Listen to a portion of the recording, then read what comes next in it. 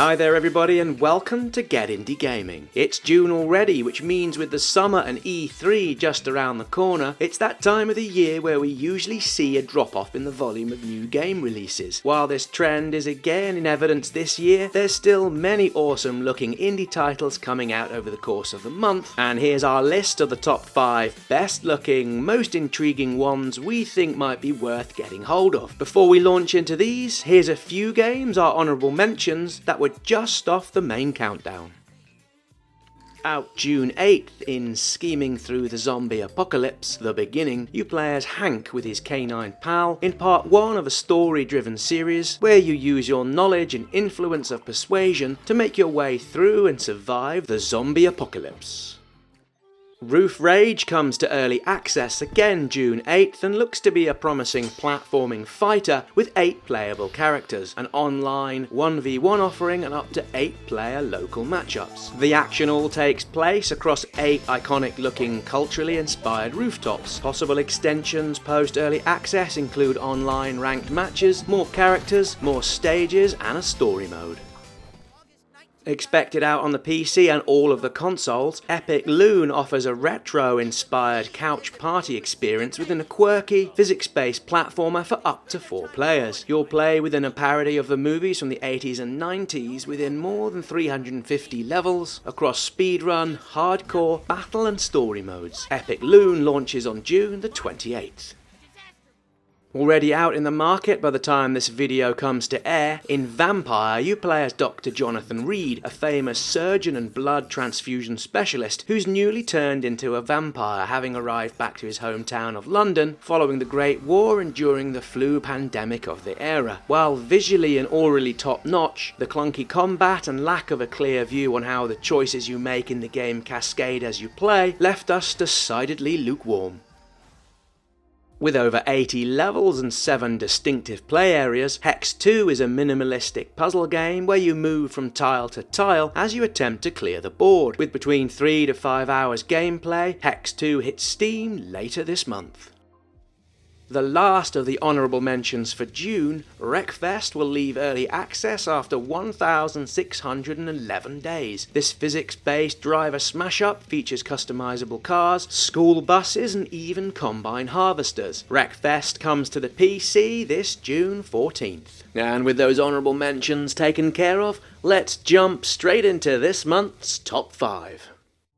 Getting things underway for our full top 5 countdown for June, we have Meow Motors, which dropped into early access this past June 4th. As should be fairly clear, what we have here is a new fresh looking go-kart game that comes in the spirit of all things Mario, where you play as one of 12 cute as a feline button characters, each with their own personalities and driving styles. With 20 different tracks to race around, you'll be needing to make use of the 10 different power-ups to help see off your fellow competitors, while also making use of a number of weapons ranging from a shark bazooka, bubble guns and nut throwers. We're drawn to Meow Motors for a handful of reasons. While the game offers nothing really new in its mechanics, it's been lovingly put together by Art Vostik, who've created an art style that's both beautiful and as cute as anything you would see while racing with a certain plumber and his friends. Each track offers 3 different options: a straight up race format, drifting events and strike modes with a single and multiplayer options, with up to 4 friends joining you in a split screen action environment. Expected to leave early access in December of this year, the team hope to use the time to polish off a few of the gameplay aspects, tidy up some bugs and introduce additional languages. Just like many of you out there, we'd love to see this come to the Switch, where we're sure it would find a comfortable home.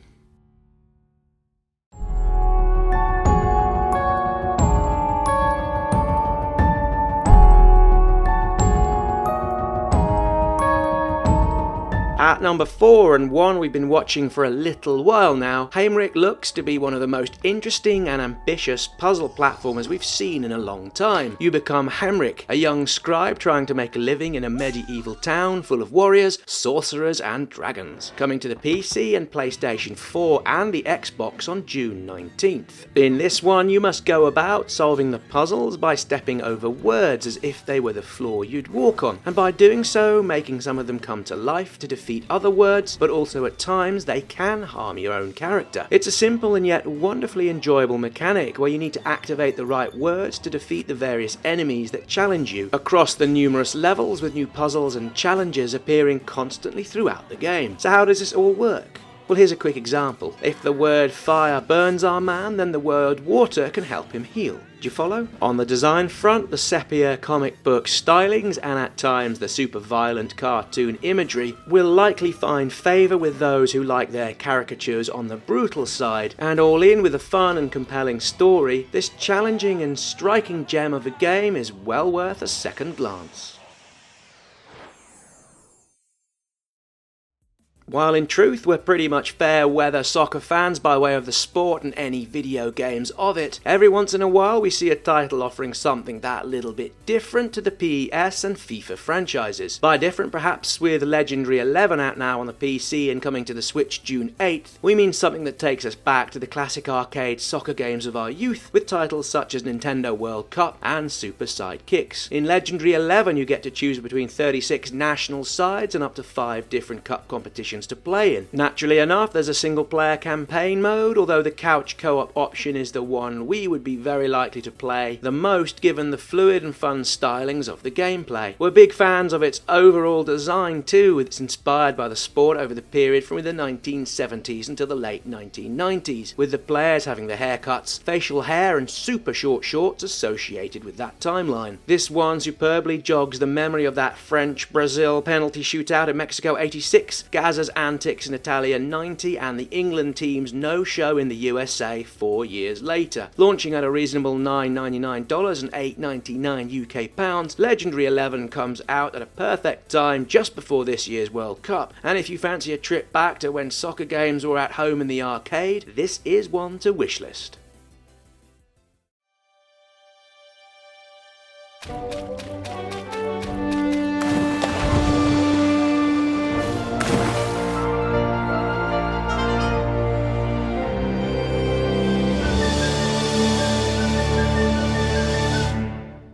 In second place, having been successfully kick-started, taking in more than $1 million US, nearly 10 times its original goal, Re-Legend is expected to pop out this June onto the PC and all of the usual consoles. The game is an all-encompassing RPG simulator hybrid that combines farming and real-life simulation mechanics with monster raising and multiplayer features. Players can build and expand their village through a variety of activities including farming, fishing and crafting, while venturing through a dangerous world filled with challenging. As could be expected, the real focus here is on the monster raising aspect, where your in-game world is to be found full of Magnus, and it's these creatures you're able to fight against and capture. Having done so, you're able to help them grow and evolve, to have them help you with your farming exploits, or have them battle with others. In a recurring theme within this June top 5, the design is colourful and vibrant, with the characters being cutesy and wonderful to look at. Naturally for us and many others, the key draw to this one comes from what appears to be the deeply and well-designed gaming mechanic, but also the ability to enjoy the title with up to 4 other players at the same time. No doubt there's plenty of hours to be had here messing about within the game, together with a group of close friends.